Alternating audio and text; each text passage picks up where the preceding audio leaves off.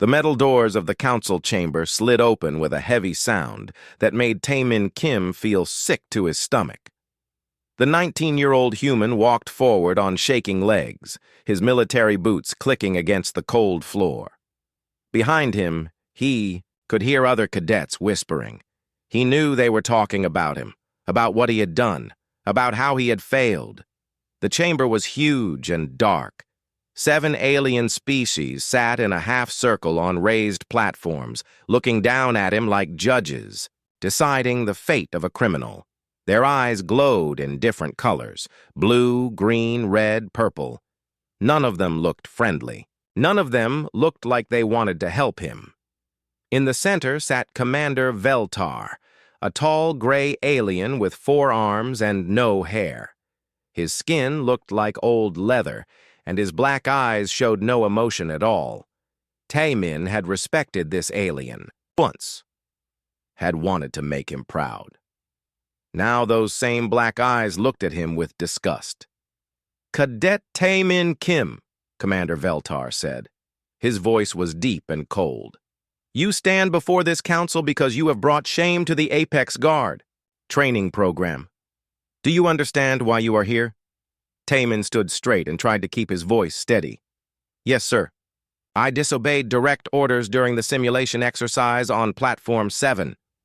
"You did more than disobey orders," said a voice from the right.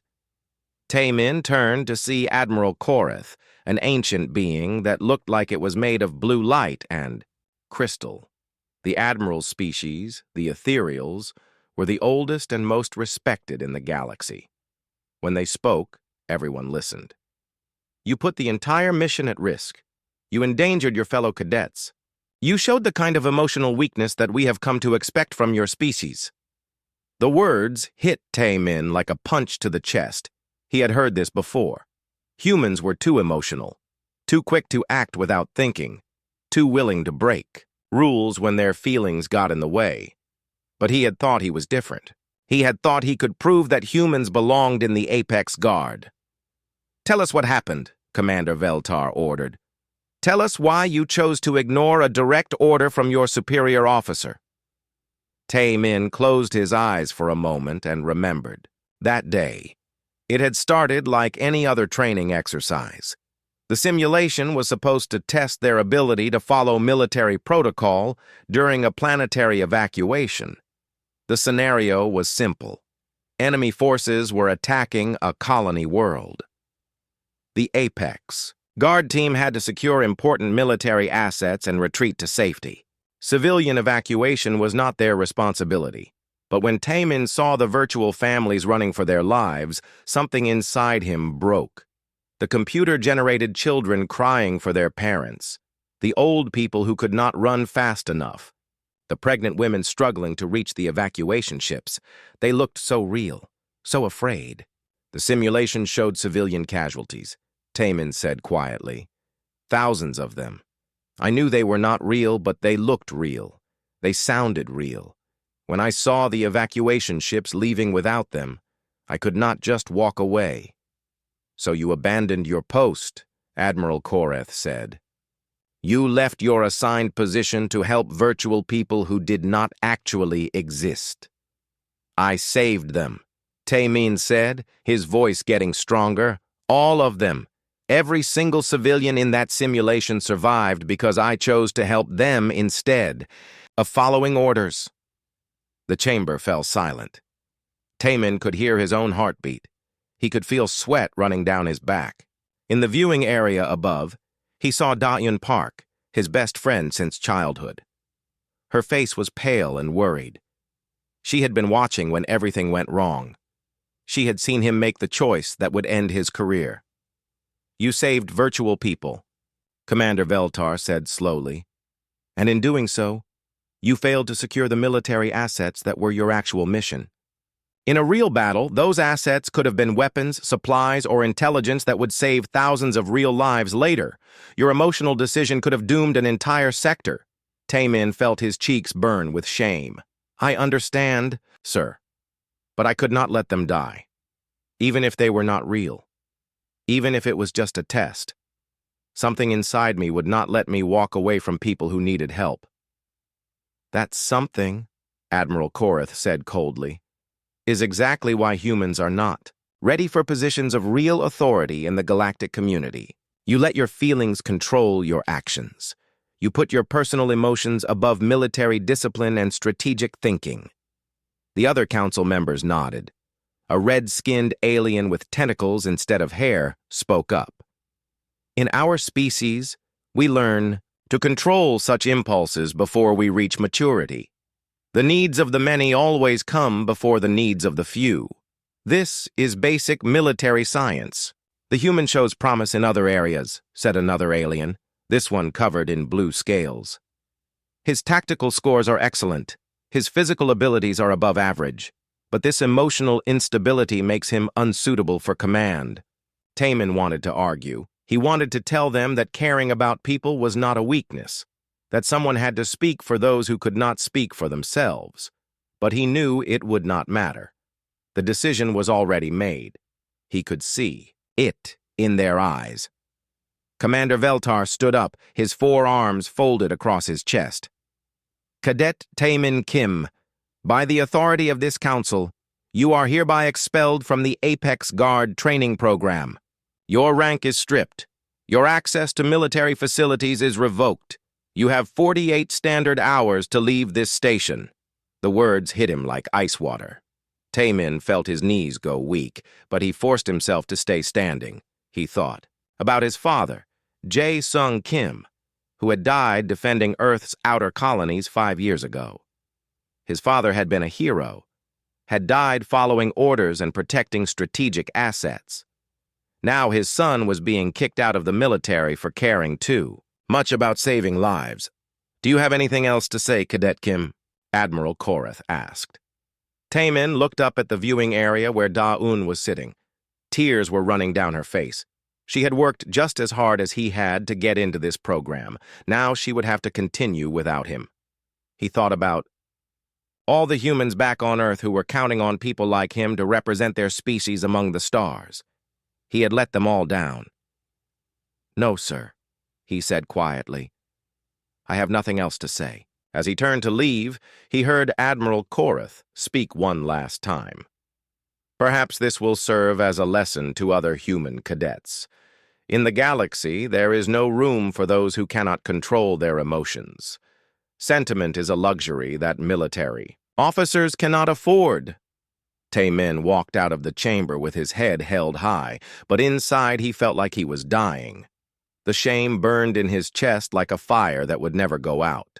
3 months later, Taman Kim stood on the loading dock of mining station New Busan, watching cargo ships come and go through the artificial atmosphere barrier. The station floated in empty space, far from any major trade routes or military bases. It was the kind of place the galaxy sent people it wanted to forget about. The air tasted like metal and recycled sweat. Everything was gray and dirty. The walls were covered with rust stains and old repair patches. This was not the kind of place he had imagined when he dreamed of serving among the stars. But this was where disgraced humans ended up. You must be the new kid, said a voice behind him. Taman turned to see a middle-aged Korean man with calloused hands and tired eyes. The man's work clothes were stained with oil and asteroid dust. I am Hyunwoo Lee, station manager. Heard you got kicked out of the fancy military academy. Taman nodded but said nothing. He had learned not to talk about what happened. Most people here had their own stories of failure and shame. They did not want to hear about his. Well, do not expect any special treatment because you are educated, Hyunwoo said, but his voice was not mean. Everyone works here. Everyone earns their keep. You will be on Bo Ram Choi's mining crew. Report to Base 7 at 0600 tomorrow. That night, Tai Min lay on his narrow bunk in the workers' quarters and stared at the ceiling. Through the small window, he could see the void nebula in the distance. It was a massive cloud of dark gas and dust that blocked out the stars. Nobody knew much about what was inside it. Ships that went too close, sometimes reported strange readings before their communications cut out. His tablet beeped with an incoming message. It was from Diane Park, his childhood friend who was still training at the academy. Her face appeared on the small screen, but she looked different now. More serious. More like a real military officer. "Hi, Taemin," she said quietly. "I know. You probably do not want to hear from me, but I wanted you to know that I passed my combat certification today. I am officially a junior officer now." She paused and looked sad. "I wish you were here to celebrate with me. I know what you did was wrong according to the rules, but I still think you were trying to do the right thing." The message was short. Daeun could not say much because all communications from the academy were monitored, but hearing her voice made Taemin feel a little less alone in this empty place. The next morning, he met his new crew. Boram Choi was a tough woman in her 50s who had been mining asteroids for 30 years. Her skin was dark from radiation exposure, and her arms were strong from handling heavy equipment. "So you are the military reject?" she said, looking him up and down. "Think you are too good for honest work?" "No, ma'am," Taemin replied. "I just want to do my job." Boram smiled for the first time. "Good answer. Come on. I will show you how to use the mining laser without killing yourself." The work was hard and dangerous. Every day they flew small ships out to nearby asteroids and used powerful lasers to cut away valuable metals and minerals. The asteroids spun slowly in space, and one mistake could send a miner crashing into the rock at high speed. But Taemin found that he liked the work. It was simple and honest. When you cut a chunk of platinum out of an asteroid, you had accomplished something real. Nobody cared about your feelings or your emotional decisions. They only cared if you could do the job. After a few weeks, he started to notice something strange. During their daily mining runs, his ship's sensors sometimes picked up unusual energy readings from the direction of the Void Nebula. The readings were faint and inconsistent, like something big was moving around inside that dark cloud. "Hey, Boram," he said one day as they were flying back to the station. "Have you ever seen readings like this before?" He showed her the data on his scanner. Boram looked at it and shrugged. "Probably just solar interference, or maybe an old probe malfunctioning out there. The nebula is full of junk from ships that got lost over the years," but Taemin was not satisfied with that answer. The readings reminded him of something from his military training, something about ancient energy signatures that appeared in historical databases. He spent his free time in the station's small library, looking through old records and scientific papers. One night, he was reading in the common room when an elderly man sat down next to him. The man was thin and bent with age, but his eyes were sharp and intelligent. "I am Minho Jung," the old man said. "I used to be an engineer on the big exploration ships back before I got too old, and they sent me here to fix broken mining equipment." "I am Taemin Kim," Taemin replied. "What kind of exploration ships?" Minho's face grew serious. "The kind that went to places we probably should not have gone, the kind that found things we probably should not have found." He looked at the datapad Taemin was reading. "You are researching the Void Nebula." "Just trying to understand some strange energy readings," Taemin said. "My crew thinks it is nothing important." Minho was quiet for a long moment, then he leaned closer and spoke in a whisper. 40 years ago, I was on a ship that detected similar readings from the Korak system. 3 weeks later, that entire system was gone. 12 billion people, 67 planets, all turned to space dust. Taemin felt a chill run down his spine. "What happened to them?" "Nobody knows for sure," Minho said. "The official report said it was a massive stellar collapse, a natural disaster. But I saw the energy readings right before it happened. They looked exactly like what you are showing me now." That night, Taemin could not sleep. He kept thinking about Minho's words. 12 billion people gone in 3 weeks. If there was even a small chance that the same thing was happening in the Void Nebula, He had to do something about it. The next morning, he tried to contact the Galactic fleet to report his concerns. But when he identified himself as a former cadet who had been expelled from the academy, the communications officer cut him off.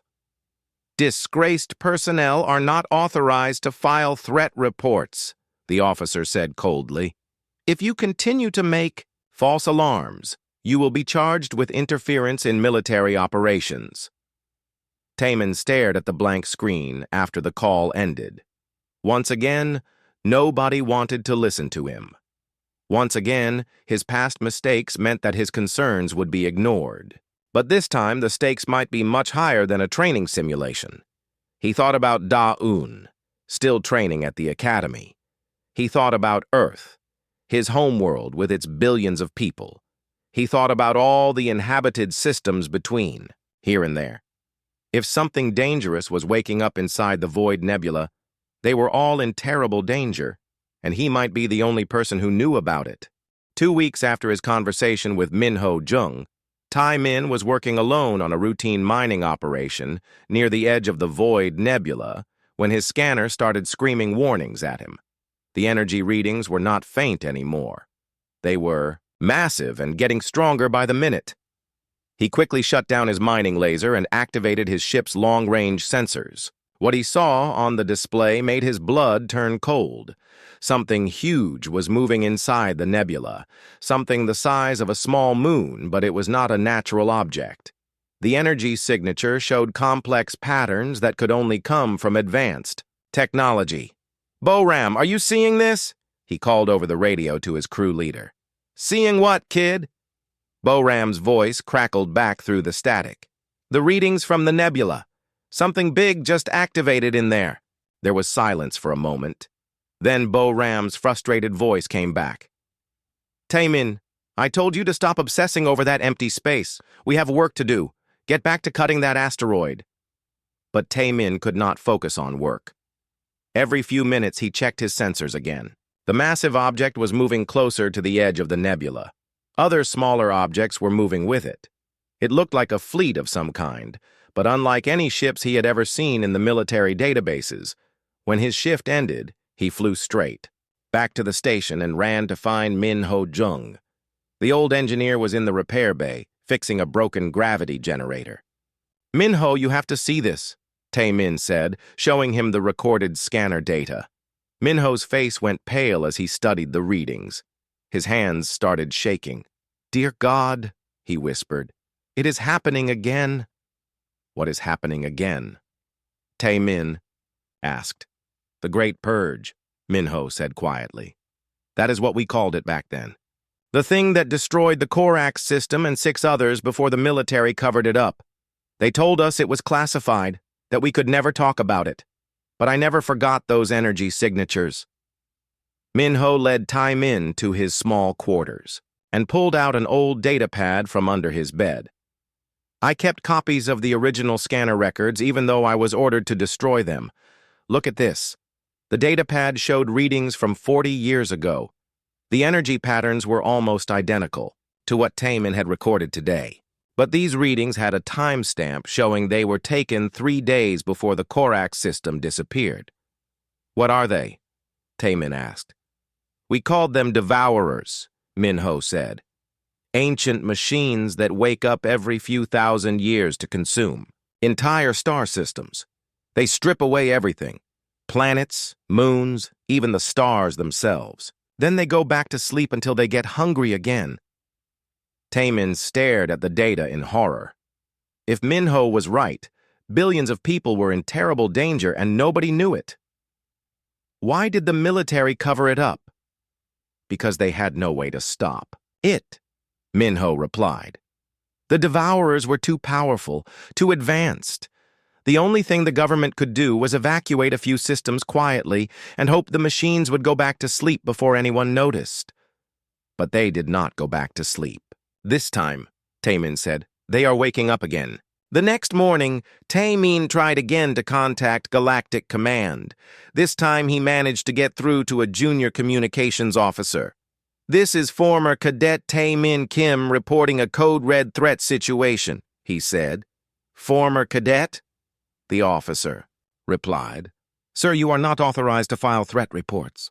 And your record shows you were expelled for emotional instability and insubordination." "Listen to me," Taman said desperately. "There are massive unknown vessels emerging from the Void Nebula. They match historical patterns from the Korak system disaster. You need to alert the fleet immediately." "Sir, I am going to have to end this call," the officer said. "Making false threat reports is a serious crime. Do not contact this frequency again." The line went dead. Taemin wanted to scream in frustration. His disgrace was preventing him from saving lives, just like it had during the training simulation. But this time, real people would die if nobody listened. He decided to try a different approach. Maybe if he could get solid proof, evidence that no one could ignore, the authorities would have to listen. He needed to get closer to the nebula and record detailed scans of whatever was hiding inside. That afternoon, he approached Sujin Nam, a young scientist who worked at the research outpost on the far side of the mining station. Sujin was a xenobiologist who studied alien life forms found in asteroids and space debris. She was one of the few people on the station with advanced scientific training. "I need your help," Taemin told her, showing her the scanner data. "I think there is something dangerous in the Void Nebula, but nobody will listen to me because of my military record." Sujin studied the readings carefully. She was a small woman with short black hair and intelligent eyes that missed nothing. "These energy patterns are very unusual," she said after a few minutes. "They do not match any known natural phenomena, and the size of these objects is incredible." "Will you help me investigate?" Taemin asked. Sujin was quiet for a long moment. "If you are right about this, we could be looking at the discovery of a new alien species. But if you are wrong, we could both lose our jobs for leaving our assigned duties." "If I am right, and we do nothing," Taemin said, "a lot of people are going to die." The next day, Sujin joined Taemin on what was supposed to be a routine mining survey. Instead, they flew toward the edge of the Void Nebula with Sujin's advanced scientific equipment. As they got closer, the readings became clearer and more detailed. "My God," Sujin whispered as she studied her instruments. "These are not ships. They are living machines. Biomechanical constructs on a scale I have never seen before." Through the edge of the nebula, they could see massive shapes moving in the darkness. The objects were miles long and covered with what looked like organic tissue mixed with metal components. They pulsed with their own internal light, like the heartbeat of some giant creature. "There are dozens of them," Taemin said, counting the shapes on his scanner. "And they are all heading toward inhabited space." Sujin's equipment detected something else. "They are sending out scout probes," she said. "Small vessels that are mapping the surrounding star systems. They are looking at population centers, military bases, resource planets. They are planning an attack," Taemin realized. Suddenly, their ship's alarm started blaring. One of the scout probes had detected them and was moving in their direction. The probe was small compared to the massive ships, but it was still larger than their mining vessel. "We need to get out of here," Sujin said. But as they turned to flee, Taemin made a decision that surprised even himself. "No, we need to get closer. We need proof that no one can deny." "Are you crazy?" Sujin asked. "Maybe," Taemin replied. "But if we run now, no one will ever believe us. This might be our only chance to get the evidence we need to save everyone." He piloted their small ship directly toward the approaching probe, Sujin's scanners recording everything.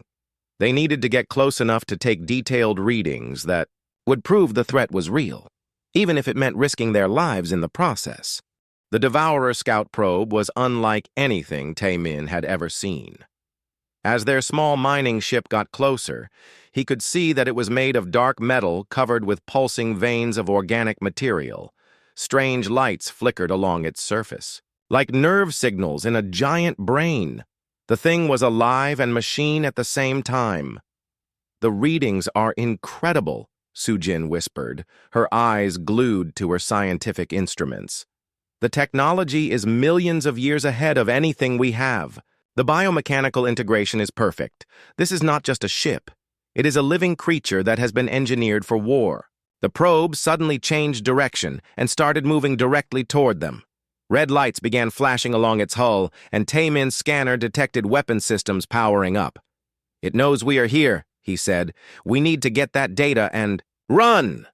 But before they could turn away, the probe fired some kind of energy beam that locked onto their ship.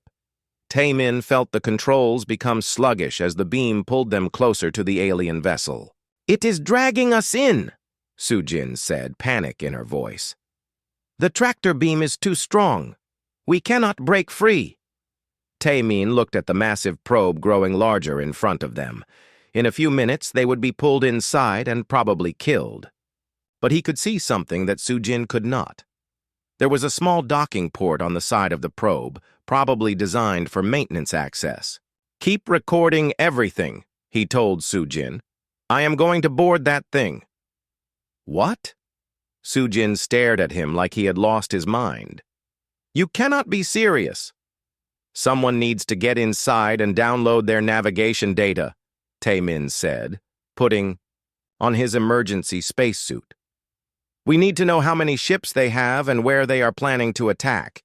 If I can get into their computer systems, we might learn enough to convince the authorities to take action." "You will be killed," Sujin said.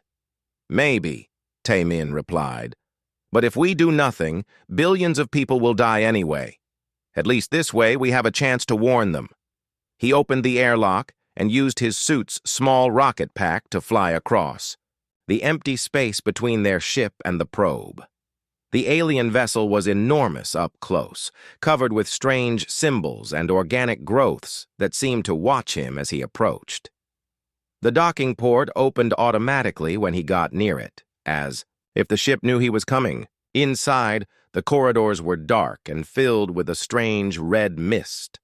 The walls were covered with the same pulsing veins he had seen on the outside, and he could hear a low humming sound like a giant heartbeat. Taemin had studied alien technology during his military training, but this was completely different from anything in the databases. The control panels looked like they were grown rather than built, with surfaces that responded to touch like living skin. He found what looked like a main computer terminal and tried to interface with it using his portable scanner. The alien system was incredibly complex, but after several minutes of trial and error, he managed to establish a connection and start downloading data. What he saw made his blood run cold. The probe's memory banks contained detailed maps of hundreds of star systems, including Earth and all the major human colonies. Each system was marked with population numbers, defensive capabilities, and strategic value. The Devourers were not just planning random attacks. They had been studying the galaxy for months, choosing their targets carefully. The data showed that the main Devourer fleet contained over 200 massive ships, each one capable of destroying an entire planet. They were planning to begin their attack in 72 hours, starting with the outer human colonies and working their way toward Earth. But the worst part was the timeline. According to the probe's records, similar attacks had happened throughout galactic history. Every 3,000 years, the Devourers would wake up, consume everything in their path, and then return to hibernation. They had done this dozens of times before. Entire civilizations had been wiped out without anyone knowing why. Suddenly, alarms started blaring throughout the alien ship. Taemin's unauthorized access had been detected. The corridor lights changed from red to blue, and he could hear mechanical sounds coming from deeper inside the vessel. Something was coming for him. He grabbed his scanner and ran toward the docking port, the stolen data still downloading. Behind him, he could hear the sound of metal feet on the corridor floor. The ship's security systems had activated some kind of robotic guardians. He reached the airlock just as the download finished, but when he looked back, he saw 3 spider-like machines crawling along the walls toward him. Each one was the size of a small car with multiple arms ending in cutting tools and energy weapons. One of them fired a plasma bolt that barely missed his head. Taemin dove through the airlock and activated his rocket pack, flying desperately. Back toward Sujin's ship, the alien guardians followed him into space, their weapons lighting up the darkness. "Go, go, go!" he shouted into his radio as he approached their mining vessel. Sujin had already started the engines and was pulling away from the probe. Taemin used the last of his rocket fuel to catch up with their ship and dove through the cargo hatch just as another plasma bolt scorched the hull behind him. "Did you get it?" Sujin asked as they accelerated away from the alien probe. Taemin held up his scanner, which was still glowing with transferred data. "Everything. Their fleet size, their targets, their timeline. We have 72 hours before they start attacking the outer colonies." As they flew back toward the mining station, Taemin felt a mix of triumph and terror. They finally had proof that no one could ignore. But they also knew that time was running out. In 3 days, the greatest threat in galactic history would begin its campaign of destruction. And despite everything they had learned, Taemin still had no idea how to stop it. The Devourers were too powerful, too advanced. Even if the entire galactic fleet united against them, it might not be enough. But at least now they had a chance to try. If anyone would listen to a disgraced cadet and a mining station scientist, they might just save the galaxy from total annihilation. Taemin barely slept during the journey back to New Busan Station. His body ached from the injuries he had received escaping from the Devourer probe, but his mind would not rest. Every hour that passed brought the galaxy closer to destruction, and he still had no way to make anyone listen to his warnings. Yuri Han, the station's medical officer, treated his burns and cuts while Sujin worked frantically to analyze the alien data they had stolen. Yuri was a quiet woman who usually kept to herself, but she could see that something serious was happening. "These injuries look like energy weapon burns," she said as she bandaged Taemin's arm. "What exactly did you two encounter out there?"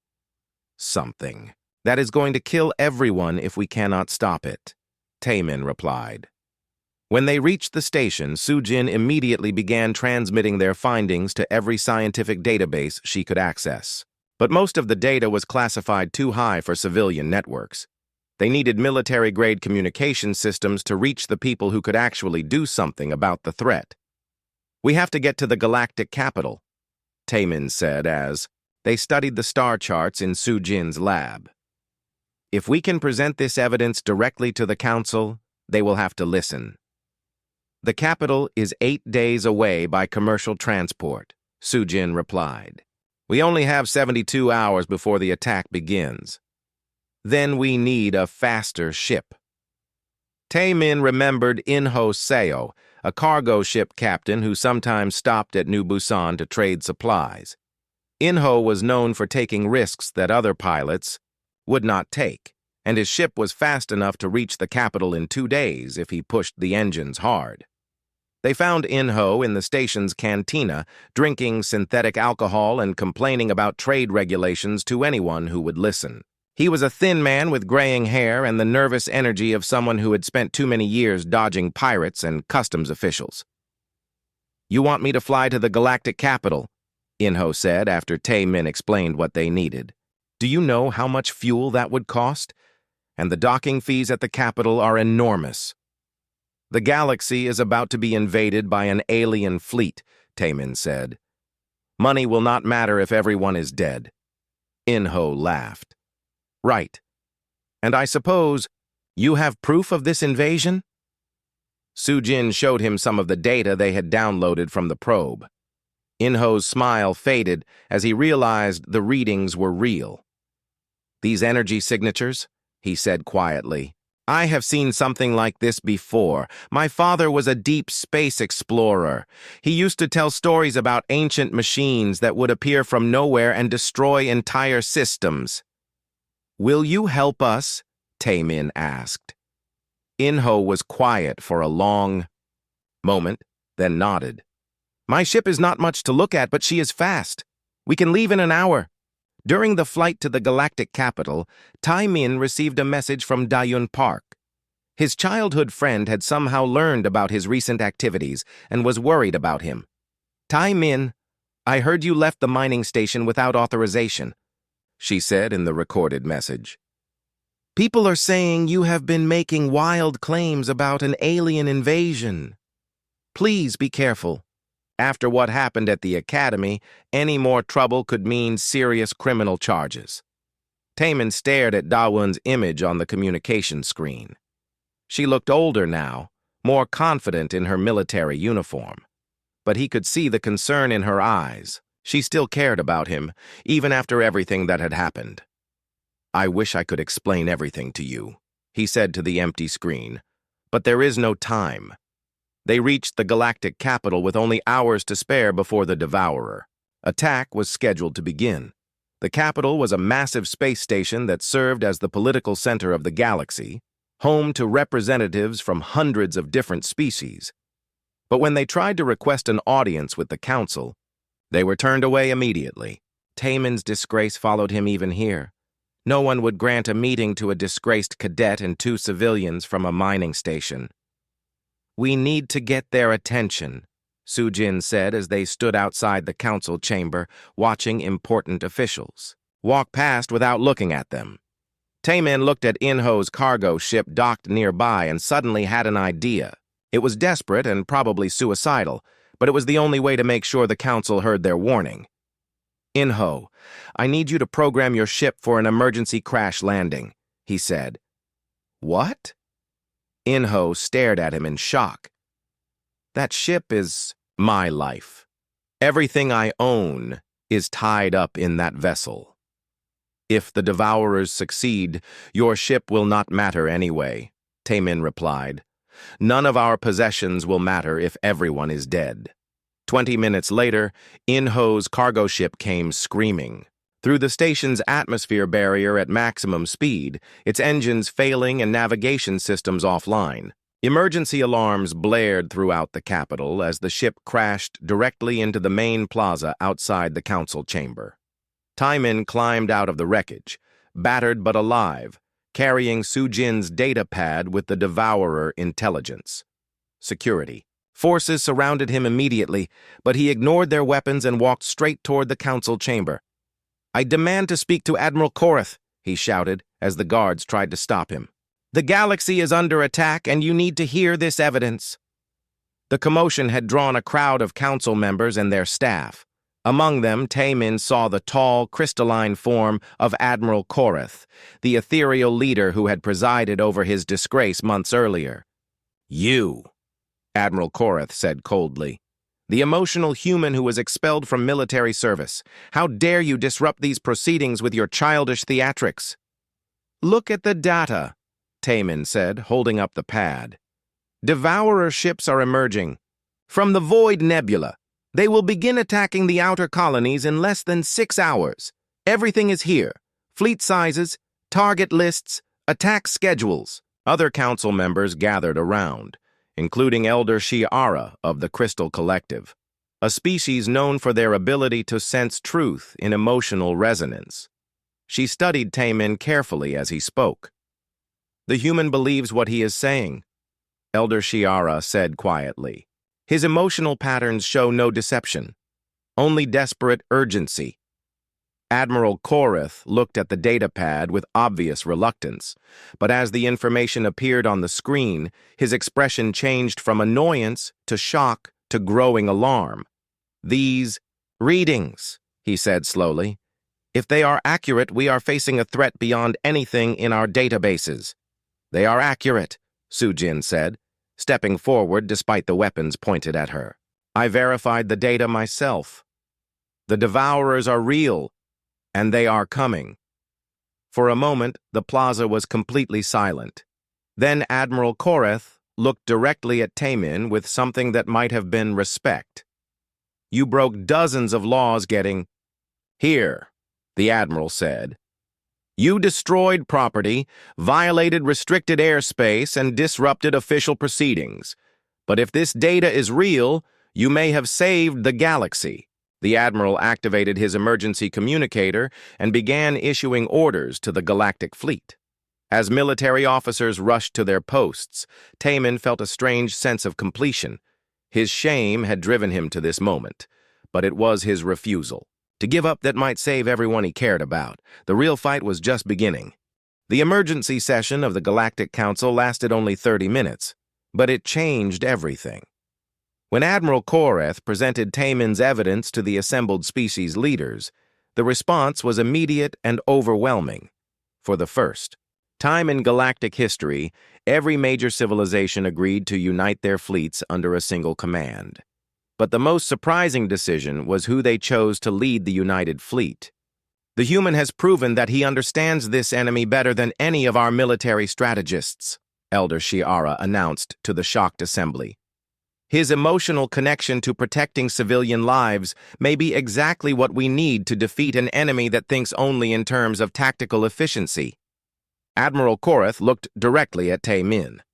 Former Cadet Kim, I hereby reinstate your military rank and place you in command of the Joint Species Task Force. Your first priority is to develop a strategy that can save as many lives as possible. Taemin felt dizzy. 6 months ago, he had been expelled from the academy in disgrace.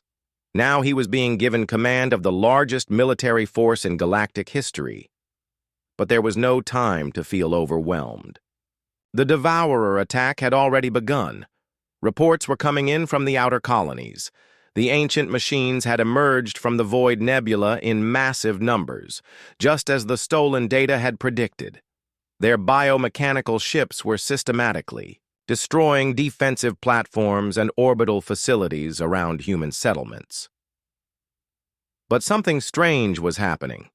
Instead of landing on planets to harvest resources, the Devourers seemed confused by the evacuation ships that were fleeing from every world they approached. Their tactical algorithms had been programmed to expect resistance, not mass civilian flight.